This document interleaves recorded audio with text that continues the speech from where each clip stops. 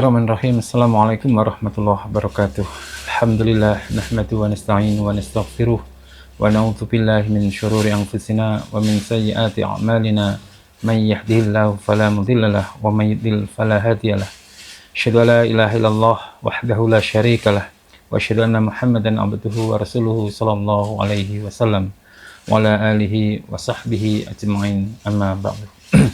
Para penyimak Juga Mengaji yang semoga dirahmati oleh Allah Subhanahu wa taala, sesungguhnya di antara kebutuhan terbesar seorang muslim di zaman sekarang ini adalah memahami hakikat dari Islam yang murni, Islam yang benar-benar tauhid, dan mengenali lawannya, yaitu perkara-perkara, termasuk perkara-perkara jahiliyah. Karena seseorang itu tidak akan pernah sempurna mencintai kebenaran sampai dia mengetahui kebatilan. Dia tidak akan kokoh di atas tauhid, di atas ketauhidan, sampai dia memahami bentuk-bentuk penyimpangan yang menyelisihi tauhid tersebut. Oleh karena itu para ulama zaman dahulu rahimahullah, mereka begitu perhatian terhadap pembahasan tentang perkara-perkara jahiliyah. Di antaranya adalah kitab yang akan kita kaji ini dari karya Syekh Muhammad bin Abdul Wahab yang berjudul Masail Jahiliyah. Ini sebuah kitab yang mengungkap lebih dari 100 macam atau 100 perkara perbuatan-perbuatan atau sifat-sifat jahiliyah. Kemudian datanglah Islam untuk menyelisihi perkara-perkara jahiliyah tersebut. Nah, ternyata perkara-perkara jahiliyah tersebut kembali muncul di tengah umat sampai sekarang ini dengan berbagai bentuk dan kemasan yang berbeda, namun isinya sama. Maka hadirnya kajian kitab Masail Jahiliyah ini di channel Juga Mengaji, kita berharap dengan kajian ini bukan hanya sekedar menambah wawasan, namun sebagai bentuk penjagaan diri agar kita tidak terjerumus kepada penyimpangan yang sama. Dan kita akan menggunakan syarah dari salah satu ulama besar dalam mengkaji kitab ini, yaitu syarahnya Syekh Shalih Al Fauzan, yang dikenal keilmuannya, keteguhannya di atas manhaj salaf. Serta Syekh Shalih Al Fauzan, kalau kita lihat dalam kitab ini, penjelasan beliau itu simple namun mudah untuk difahami. Semoga Allah Subhanahu wa taala memberikan kita rahmat dengan mengkaji kitab ini, menjadikan majelis ini sebagai majelis yang dibarokahi, diberikan ketenangan dan diliputi oleh rahmat. Jazakumullah khair. Kita buka lanjutan dari kitab Masail Jahiliyah halaman 23 bagian atasnya.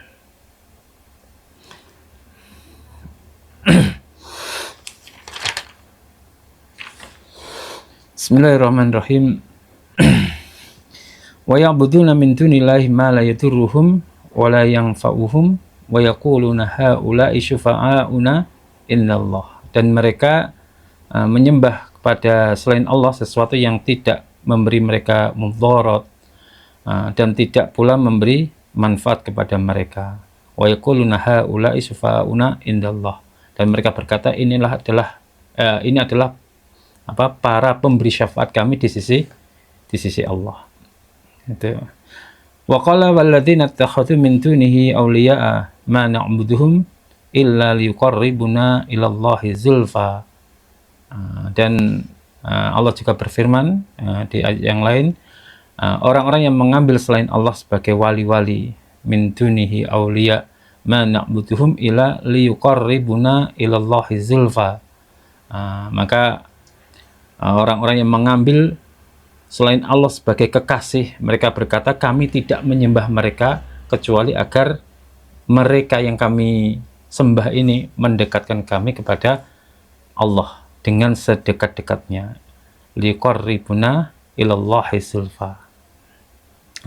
Ma'abaduhum li'annahum yarawna annahum yusharikuna Allah fil khalqi wal rizqi wal ihya'i wal imatah. Jadi mereka itu orang-orang kafir, jadi sebenarnya memang tidak menyembah mereka kecuali agar tujuannya itu memang agar mereka lebih dekat kepada Allah.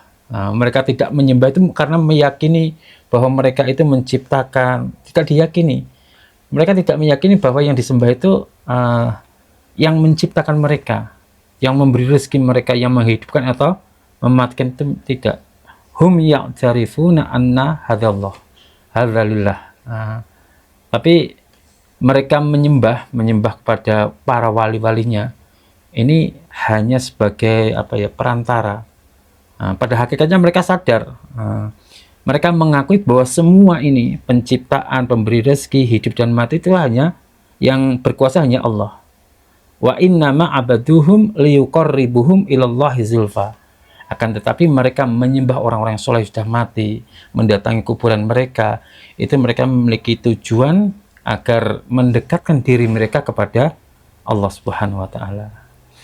Fayaquluna nahnu ibadun mudznibun, mereka berprasangka kami ini adalah hamba-hamba yang penuh dengan dosa. Wa haula'i rijalun salihun lahum jahun indallah. Kemudian orang-orang yang mati yang mereka datangi, yang mereka mintai petunjuk di kuburan-kuburan mereka, mereka beranggapan bahwa yang mati ini adalah orang-orang yang soleh, orang-orang yang memiliki kedudukan di sisi Allah. Fanuridu minhum ayyatawassatu lana indallahi fi qubuli taubatina wa ibadatina. Mereka mempunyai keyakinan bahwa orang yang mati, orang yang dianggap salih ini sebagai wakil mereka di sisi Allah agar taubat mereka diterima, ibadah mereka diterima. Inilah salah satu sifat dari jahiliyah. Mereka mengakui bahwa mereka penuh dengan dosa, sedangkan mereka yang mati ini adalah orang-orang yang soleh menurut mereka, punya kedudukan istimewa di sisi Allah Subhanahu wa taala.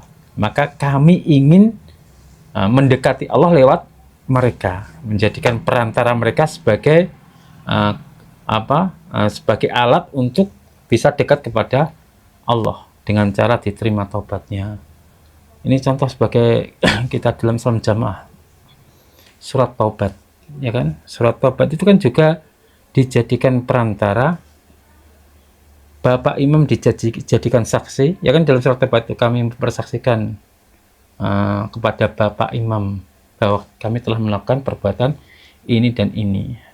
Ini keimaman dijadikan perantara untuk mendekatkan diri kepada Allah agar dosa-dosa kita diampuni oleh Allah Subhanahu wa taala. Dan ini termasuk perkara jahiliyah. Na'udzubillahi min dzalik, perkara jahiliyah. Wa hakadza zayyana lahum syayatin al-insi wal jin hadzal amra. Demikian inilah setan menghiasi perkara ini bagi mereka, baik setan dari kalangan jin dan setan dari kalangan manusia. Setan dari kalangan manusia yang mengajak mereka untuk melakukan peribadatan yang seolah-olah ibadah kepada Allah, tapi ternyata itu merupakan kesyirikan. Menulis surat taubat ini bisa masuk di sini, menjadikan surat taubat sebagai perantara atas petunjuk ijtihad yang salah. Ini juga masuk pada perkara jahiliyah. Jadi ini adalah akar kesyirikan umat terdahulu yang mana oleh Allah dijelaskan di dalam ayat ini. Dijelaskan. Jadi orang musyrik itu tidak mengingkari Allah sama sekali. Orang musyrik meyakini bahwa Allah adalah pencipta, pemberi rezeki, mencabut mati, mematikan manusia dan menghidupkan manusia. Mereka tetap mengakui Allah sebagai pencipta, tapi masalahnya mereka menjadikan perantara di dalam ibadah. Padahal syirik itu bukan hanya menyembah patung. Kita dulu awalnya yang kita ketahui syirik itu menyembah patung, syirik itu menyembah berhala. Banyak orang menyangka seperti itu, padahal syirik itu tidak hanya menyembah berhala. Dalam ayat ini dijelaskan bahwa syirik bisa terjadi karena alasan mendekatkan diri kepada Allah. Ini yang sangat berbahaya. Karena apa? Karena dibungkus dengan niat yang baik, tapi hakikatnya menyimpang. Nah, logika mereka ini sangat mirip dengan penyimpangan. Coba perhatikan dalam tulisannya dari Syekh Shalal Fauzan ini. Nahnu ibadun mudznibun, kami ini orang yang penuh dengan dosa. wa ulaika wa haula'i rijalun shalihun lahum jahun indallah, dan mereka yang mati ini adalah orang-orang yang soleh yang punya kedudukan yang tinggi di sisi Allah.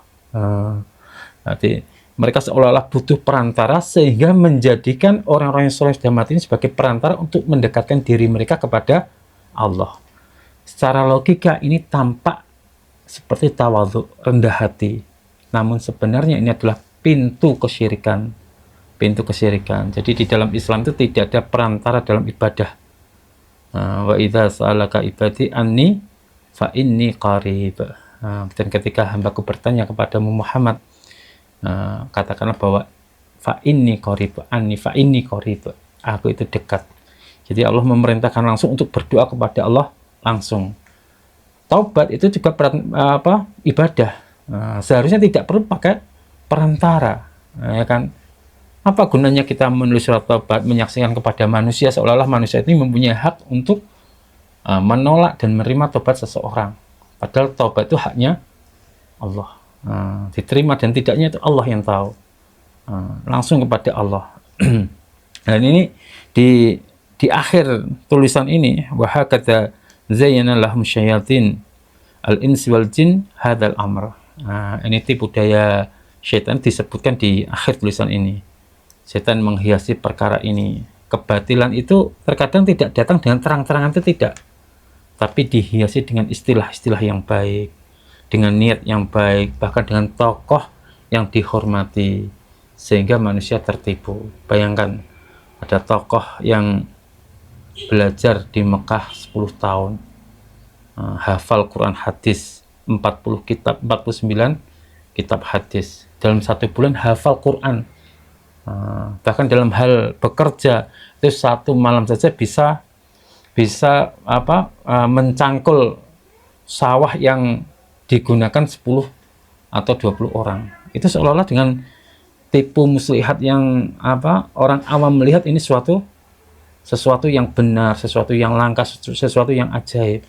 Inilah setan datang dengan menghiasi. Tidak semua yang niatnya baik itu benar, dan tidak semua yang terlihat tawadhu itu selamat. Bahaya yang terbesar itu adalah menyimpang dalam akidah tapi merasa benar, diingatkan tidak mau, merasa pol sendiri. Itu bahaya terbesar. Wal ajib, dan yang sangat mengherankannya, annahum yaqra'unal Qur'an wa yamurruna ala hadhil ayat wa la yantabihuna laha.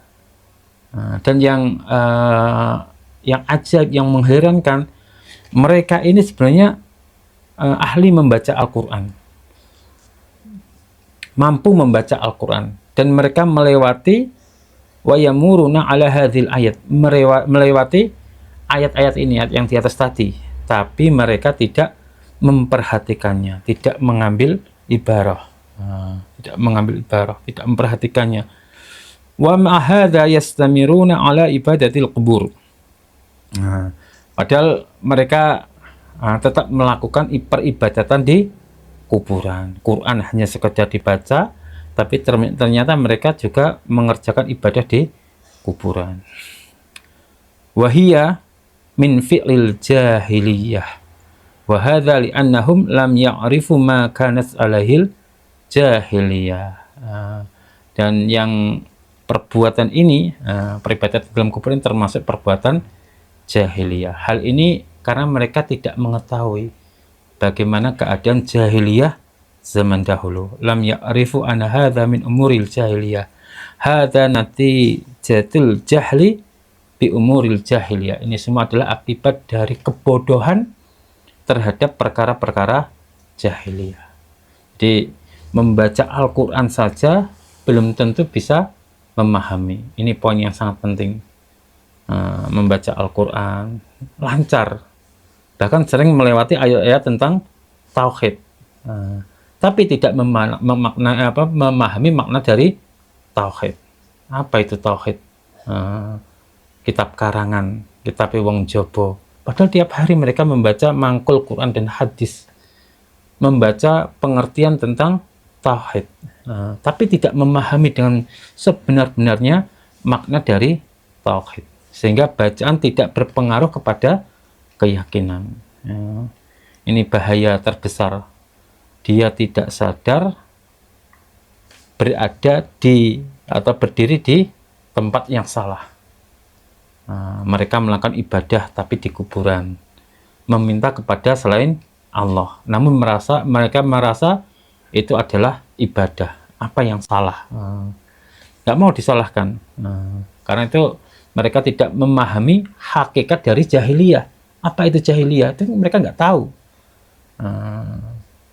Maka yang harus kita tahu adalah jahiliyah itu bukan sekedar sejarah, itu tidak. Karena banyak orang itu mengira jahiliyah itu hanya zaman dahulu, zaman sebelum kedatangan Nabi. Padahal jahiliyah itu bisa terulang kembali, bisa berulang-ulang dalam bentuk yang beda tapi intinya mirip sama. Seperti meminta pada orang yang mati, menjadikan perantara dalam ibadah, mengagungkan kuburan. Ini semua adalah praktek dari jahiliyah. Akar masalahnya apa di sini? Di sini akar masalahnya, Syekh Shalih Al Fauzan itu menekankan bahwa akar masalahnya adalah kebodohan. Mereka bukan niat, karena banyak dari mereka niatnya ingin mendekat kepada Allah, ingin ibadah, namun tidak memiliki ilmu. Bodoh, akhirnya tersesat. Apa pelajaran besar yang bisa kita ambil dari tulisan ini? Ternyata tidak cukup hanya membaca Al-Quran saja, tetapi harus memahami dengan benar, harus belajar akidah yang lurus. Karena kesalahan dalam akidah bukan karena kurangnya kita semangat, tetapi karena salahnya pemahaman. Masya Allah, betapa banyak orang itu membaca ayat-ayat tauhid tapi tidak menangkap pesannya, melihat kesyirikan tapi tidak menyadarinya. Ini semua karena tidak memahami agama dengan benar. Summa qala Syekh rahimahullah. Kemudian Syekh melanjutkan kata, wa hadhihi a'dhamu mas'alati khalafahum fiha Rasulullah sallallahu alaihi wasallam fata bil ikhlas wa akhbara annahu dinullahi alladzi arsala bi jami'ir rusul. Kemudian Syekh rahimahullah berkata, ini adalah perkara terbesar yang Rasulullah sallallahu alaihi wasallam menyelisih mereka dalam hal ini, dalam hal kebodohan ini. Beliau datang dengan membawa ikhlas, artinya membawa tauhid yang murni, dan beliau mengkhabarkan bahwa itu adalah tauhid itu adalah agama Allah yang dengannya diutus seluruh para rasul. Allati arsala bi jami'ur rasul, jami'ar rasul, semua rasul itu diutus dengan membawa ketauhidan. Wa annahu la yaqbalu minal a'mali ila al-khalis, dan beliau juga mengkhabarkan, juga memberikan kabar bahwa la yaqbalu minal amali ila al-khalis, semua amalan itu tidak akan diterima kecuali di dalamnya ada yang murni, keikhlasan murni, kemurnian.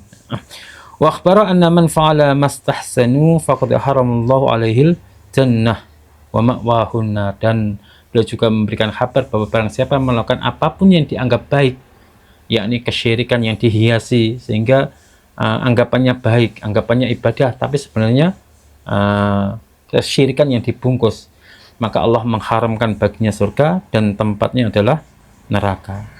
Wa hadhihi hiyal mas'alatu allati tafarraqa li ajlihan nasu baina muslim wa kafir. Dan inilah perkara yang dengannya Allah membedakan manusia antara orang-orang muslim dan orang-orang kafir. Wa indaha waqa'ati adawah wa li ajliha syuri'al jihad. Qala Allah Ta'ala wa qatiluhum hatta la takuna fitnatun wa yakuna ad-dinu kulluhu lillah. Dan pada perkara ini, perkara masalah tauhid ini, terjadilah permusuhan antara orang iman dan orang kafir, dan dari arah sinilah disyariatkannya jihad, sebagaimana firman Allah, wa qatiluhum hatta la takuna fitnah, perangilah mereka sehingga tidak ada lagi fitnah dan agama seluruhnya hanya kepada Allah Subhanahu wa taala. Jadi inti dakwah dari para rasul, semua rasul diutus itu inti dakwahnya adalah tauhid. Masalah terbesar bukan pada akhlak, itu tidak, bukan pada sekedar ibadah lahiriah, itu tidak, tapi pada tauhid. Memurnikan ibadah hanya kepada Allah tanpa perantara, tanpa syirik. Jadi inilah pembeda yang hakiki. Kalau membedakan antara muslim dan kafir, ya tauhid ini, bukan sekedar sholatnya, bukan sekedar zikirnya, bukan sekedar yang satu punya imam yang dia baiat, satu tidak, itu tidak. Tapi yang membedakan adalah tauhid. Siapapun yang melakukan tauhid, berarti dia melakukan Islam yang murni. Dan di sini juga diterangkan tentang annaman fa'ala mastahsanu faqad haramallahu alaihil jannah. Bahayanya menganggap baik sesuatu yang salah. Menormalisasikan sesuatu yang salah. Man fa'ala mastahsanu. Mereka menganggap bahwa perbuatan itu baik, padahal itu syirik. Jadi tidak semua yang kita anggap baik itu pasti benar. Barometernya adalah Quran dan hadis.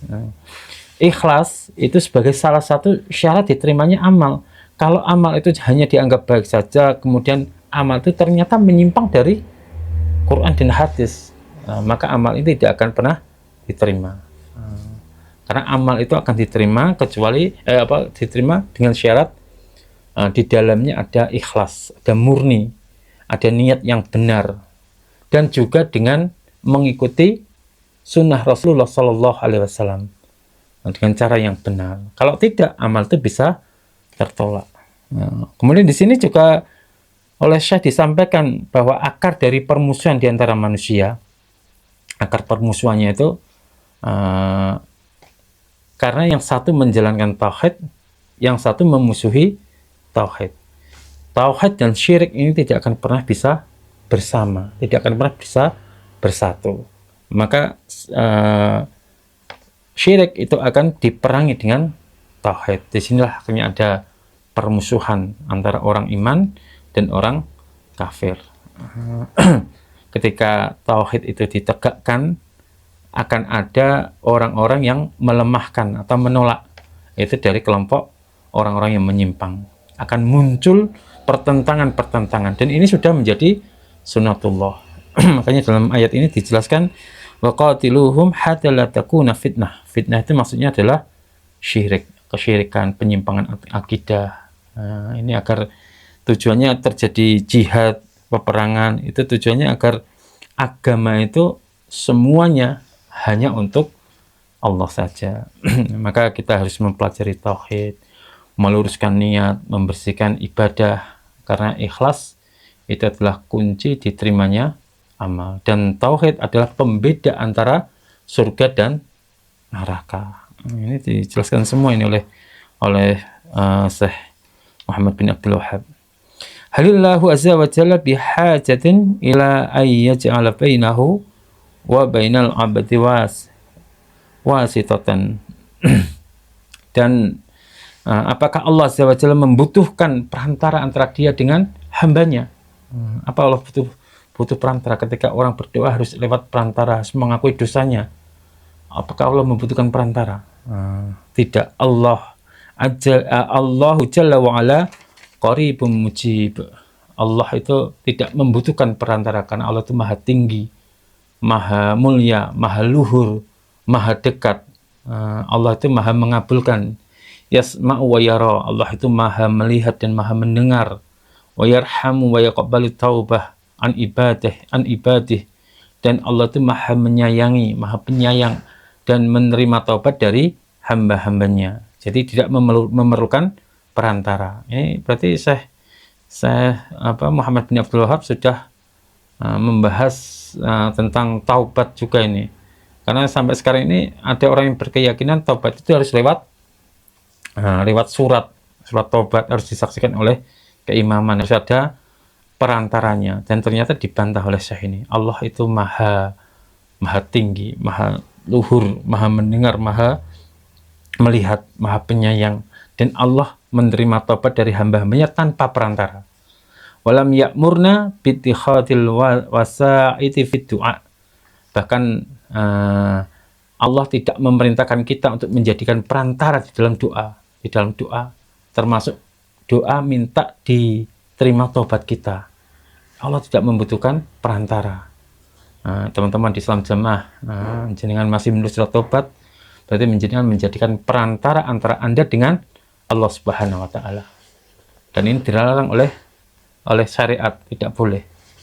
Bal amarona bi du'aihi mubasyarah. Dan Allah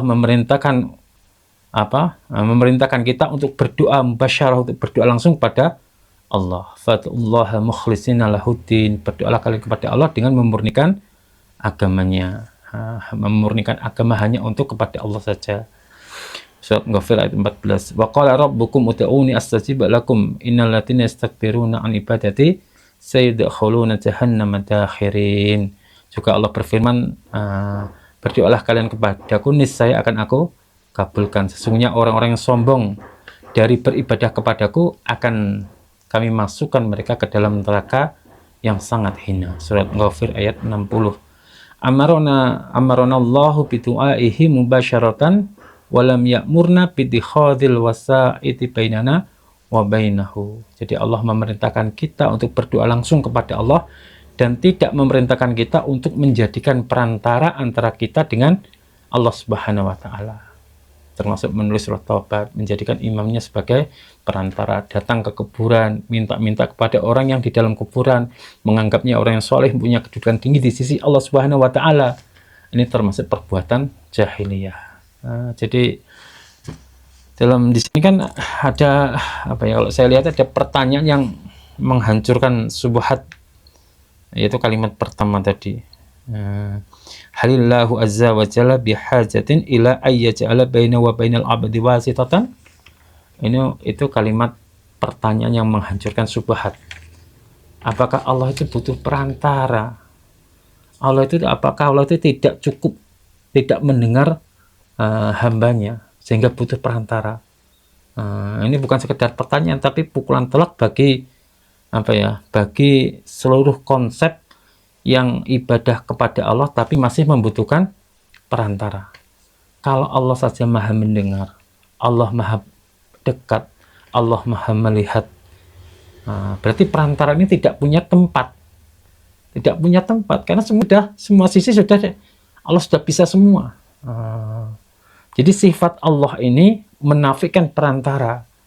Di sini kan disebutkan yasma'u wa yara wa yarham wa yaqbalu tsawba an ibadih. Jadi Allah itu maha mendengar, Allah maha melihat, Allah maha menyayang, Allah maha menerima taubat. Semua ini menunjukkan bahwa hubungan langsung antara hamba dengan Allah dan tidak butuh perantara. Dalilnya juga tegas di sini disampaikan oleh Syekh, yaitu fad'ullah mukhlishina lahuddin. Kamu berdoalah kepada Allah Subhanahu wa taala dengan memurnikan ibadah. Ini tidak disebutkan ada perantara. Berdoalah kepadaku, ud'uni astajib lakum, berdoalah kepadaku, bukan lewat wali, bukan lewat imam, bukan lewat orang yang saleh, tapi berdoa langsung kepada Allah Subhanahu wa taala. Tidak berdoa, artinya tidak berdoa kepada Allah, tidak berdoa langsung kepada Allah, itu berarti kesombongan. Orang yang menjadikan perantara sebagai jembatan untuk dia dengan Allah, dalam ayat ini juga disebut sebagai orang yang sombong. Dia tidak langsung ibadah kepada Allah, tapi menggunakan perantara. Allah menyebutnya termasuk orang yang sombong dan diancam masuk ke dalam neraka. Na'udzubillah min dzalik. Ini kesalahan besar memahami wasilah, perantara wasilah sebagai orang yang berdalih butuh perantara untuk dekat kepada Allah. Ini adalah ucapan orang musyrik di zaman dahulu. Liyuqarribuna ilallahi zulfa. Mau tobat harus nulis surat tobat dulu karena butuh penyaksian. Ini keliru ini. Berdoa datang kepada orang-orang soleh, minta kepada orang yang sudah mati, karena meyakini bahwa orang yang sudah mati ini punya kedudukan tinggi di sisi Allah. Ini perbuatan jahiliyah dan ini tidak boleh. Na'udzubillah min dzalik.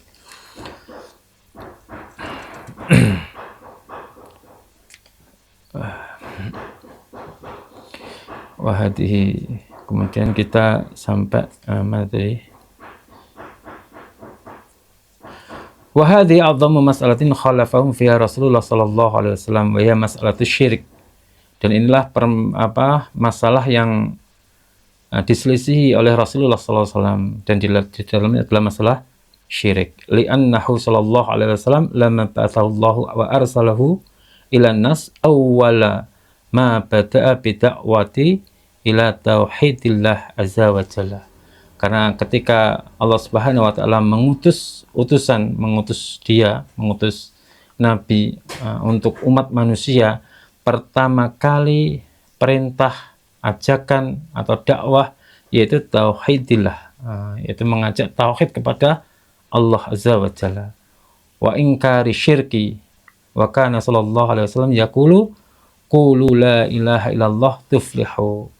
Dan pertama kalinya dakwah yang disampaikan oleh Rasulullah kepada umat manusia, kepada masyarakat saat itu adalah qulu la ilaha illallah tuflihu, ucapkanlah la ilaha illallah, maka kalian akan selamat. Wa yaqulu umirtu an uqatilan nas hatta yaqulu la ilaha illallah. Dan Rasulullah juga mengatakan, saya diperintah oleh Allah untuk memerangi manusia sampai manusia itu mengucapkan la ilaha illallah. Fa idza qaluha asamu minni dima'ahum wa amwalahum.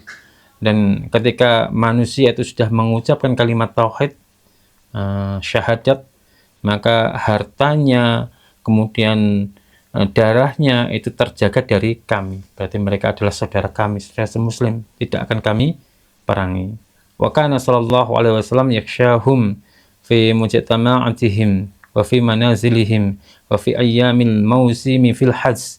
Dan Nabi sallallahu alaihi wasallam selalu mendatangi mereka untuk berdakwah di perkumpulan mereka, di rumah-rumah mereka, di hari-hari di musim haji. Nabi datang untuk mendakwahkan tauhid. Wa yad'uhum ila tauhid. Nabi mengajak mereka untuk menetapi tauhid. Wa yadhabu huna wa hunaka kama dhahaba ila taifi wa yad'uhum ila tauhid. Dan sampai sekarang pun yang kita ketahui bahwa ajaran dari Rasulullah SAW mengajak kita untuk mengerjakan tauhid, datang ke perkumpulan-perkumpulan, mendakwai mereka agar mereka mengerjakan tauhid. Itu ajakan dari Rasulullah SAW. Jadi inti dari Islam itu mengajarkan kita untuk tauhid kepada Allah Subhanahu wa taala, memurnikan ibadah hanya kepada Allah Subhanahu wa taala. Wa ifratullahi jalla wa ala bil ibadati hadza awwal ma bada bihi sallallahu alaihi wasallam. Dan memurnikan ibadah hanya untuk Allah Jalla wa'ala, ini adalah perkara pertama yang Nabi Sallallahu Alaihi Wasallam mulai dengan tauhid, mengajarkan kepada manusia. Li'anna hadha huwal asas, karena sesungguhnya tauhid itu, ajaran tauhid itu adalah sebuah asas, sebuah fondasi, Wa hakadha yajibu ala da'wati ayyahtammu bihadzal amri. Dan demikianlah seharusnya para duat itu berarti para dai seharusnya mereka memberi perhatian besar terhadap perkara tauhid ini. Wa yaj'alu da'wata ila tauhid hiya ahamma syai'in fi da'watihim. Dan menjadikan dakwah kepada tauhid itu sebagai perkara yang paling penting, perkara yang wajib di dalam dakwah mereka. Hiya ahamma syai'in fi da'watihim. Artinya perkara yang penting itu ajakan kita itu yaitu para dai ini. Ajakan kita yaitu tauhid kepada Allah Subhanahu wa taala. Jadi memang tauhid adalah pondasi. Ini kalimat sangat tegas sekali. Hadza huwal asas. Tauhid itu bukanlah termasuk furu', bukan termasuk pelengkap, tapi pondasi dari seluruh agama. Kalau pondasi ini rusak, maka bangunan itu akan roboh. Di sini metode dakwah Nabi juga demikian. Metode dakwah Nabi itu disebutkan memulai dari tauhid. Ini menunjukkan bahwa urutan dakwah itu juga harus benar. Tidak boleh mendahulukan yang furu-furu, tauhidnya belakangan. Itu tidak. Justru harus yang akidah dulu. Mendahulukan fikih tanpa akidah itu salah. Akidah dulu. Sama seperti Nabi yang diajarkan adalah akidah dulu. Nah, kesalahan sebagian besar para dai itu terbalik, fokus kepada sesuatu yang sifatnya persatuan. Jadi jamaah wal imamah itu di nomor satukan, tapi tauhid nol, sehingga mereka loyalnya keliru. Fokus pada sesuatu yang sosial, budi luhur, tapi tauhidnya nol. Fokus pada sesuatu yang amal lahir tok, tapi tauhidnya tidak dijelaskan. Ini salah. Ini kesalahan dai mengajarkan sesuatu yang terbalik. Padahal inti dari dakwah dan ajakan para rasul yaitu tauhid, ini intinya. Kenapa tauhid harus didahulukan? Karena semua amal itu bergantung kepada tauhid. Kalau tauhidnya benar, maka amalannya ini diterima. Tapi kalau tauhidnya rusak, sebanyak apapun amal yang kalian kerjakan akan ditolak. Barometernya adalah tauhid. Orang sodakoh banyak membangun masjid misalkan, tapi dia melakukan syirik, percuma, nggak diterima, ya kan?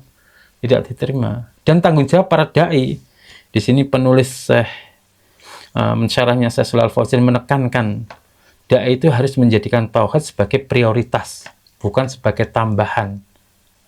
Tapi tauhid itu sebagai inti dari dakwah. Maka wahai para penuntut ilmu, wahai para dai-dai, wahai para mantan-mantan mubaligh yang dari Islam jamaah, kalau ingin dakwah kita itu benar, maka ikutilah jalan Nabi kita Muhammad SAW. Mulailah dengan tauhid. Ajarkan kepada manusia untuk mengenal Allah, memurnikan ibadah kepada Allah Subhanahu wa Ta'ala. Karena ini adalah pondasi, dan tanpa pondasi semua akan roboh, akan runtuh. Faqad ata sallallahu alaihi wasallam bil ikhlasil ibadatillahi azza wa jalla. Dan Rasulullah sallallahu alaihi wasallam itu datang dengan membawa keikhlasan. Ikhlas itu adalah bentuk ibadah yang murni hanya kepada Allah saja. Wa tarki ibadati ma siwallahi minal auliya'i was salihin aw ghairihim. Termasuk di dalamnya ikhlas itu adalah meninggalkan ibadah kepada selain Allah, baik kepada para wali, orang-orang salih, kemudian selain mereka. Hadza huwa dinur rasul. Inilah yang disebut sebagai agama para utusan. Kama qala ta'ala, wa ma arsalna min qablika min rasulin ila nuhi ilaihi annahu la ilaha illa ana fa'buduni. Surat Al-Anbiya ayat 25. Dan tidaklah kami mengutus seorang rasul pun sebelum engkau Muhammad, melainkan kami wahyukan kepada mereka tidak ada sesembahan yang benar selain aku, maka sembahlah aku. Fa'budni. Wa qala ta'ala wa laqad ba'atsna fi kulli ummatin rasulan an ibudullaha wajtanibut taghut. Dan juga Allah berfirman, sungguh kami telah mengutus pada setiap umat seorang rasul agar mereka menyembah kepada Allah saja dan menjauhi taghut. Surat An-Nahl ayat berapa itu? Ayat 36. Fahadha huwa manhaj rasul. Inilah yang disebut manhajnya, metodenya para rasul alaihim salatu wassalam. Ad-da'watu ila ibadatillah. Ajakan ibadah hanya kepada Allah saja. Wa tarki ma siwahu, dan meninggalkan selain Allah Subhanahu wa taala. Wa baqiyatul islahati ta'ti tada'an lidzalik. Jadi dan seluruh perbaikan lainnya itu datang sebagai pengikut dari itu. Yang pertama, yang pokok adalah tauhid dulu. Adapun ibadah selainnya mengikuti, tinggal mengikuti saja. Nah, jadi di sini kita melihat hakikat dari ikhlas itu apa. Ikhlas itu ternyata di sini bukan sekedar niat, itu tidak. Tapi memang ibadah yang benar-benar kepada Allah Subhanahu wa taala, tidak mencampurnya dengan kesyirikan. Di sini juga dibahas bahayanya mengagungkan para wali, mengagungkan orang-orang yang saleh. Disebutkan bahwa wali dan orang-orang saleh itu penting. Akan tetapi bisa menjadi kesyirikan ketika kita mengagungkan mereka, meminta doa kepada mereka padahal mereka sudah mati. Inilah pintu kesyirikan yang sering dimasuki oleh orang-orang jahiliyah. Bukan kalau berhala semua orang tahu, menyembah berhala itu syirik. Tapi mengagungkan tokoh, menjadikan perantara antara mereka kepada Allah. Ini adalah bentuk kesyirikan yang dianggap sebagai ibadah. Padahal dakwah Rasul itu semua sama, yaitu mengajak ibadah kepada Allah tanpa perantara. Tanpa perantara, bagi perantara sudah mati ini. Semua Rasul sama. Anikbutullah wajib tamin ibut tanggut, menyembah Allah dan menjauhi tanggut. Sedangkan tanggut dalam tulisan ini, ayat ini dijelaskan tanggut itu adalah kullu ma yu'badu min dunillah, semua segala sesuatu yang disembah selain Allah, baik itu manusia, baik itu kuburan, baik itu jin, atau keyakinan-keyakinan yang diyakini menyimpang dari ajaran Allah. Ini semua adalah tanggut. Kemudian di akhir tulisan, Syekh Shalal Fauzan menjelaskan bahwa urutan perbaikan disebutkan kaidah besar ini. Kalau tauhid itu benar, maka tentu akhlak itu akan menjadi baik. Ibadah juga akan lurus. Kalau semua sudah melakukan tauhid, mempunyai akhlak dan ibadah yang bagus, tentu semua masyarakat ini menjadi masyarakat yang baik. Karena bertauhid semua. Tapi kalau tauhidnya rusak, maka seluruh amalan ini menjadi rusak. Maka teman-teman semua, jadi para rasul itu tidak berbeda di dalam satu hal, yaitu mengajak kepada ketauhidan. Maka kita jangan sibuk dengan sesuatu yang cabang, yang furuk, tapi melupakan yang akar. Jangan sibuk memperbaiki yang luar, tapi lupa memperbaiki yang dalamnya, akidah. Karena semua kebaikan bermula dari tauhid. Insya Allah demikian yang bisa kami sampaikan. Dan kurang lebihnya dalam menyampaikan, kami mohon maaf yang sebesar-besarnya. Akhirul kalam, wassalamualaikum warahmatullahi wabarakatuh.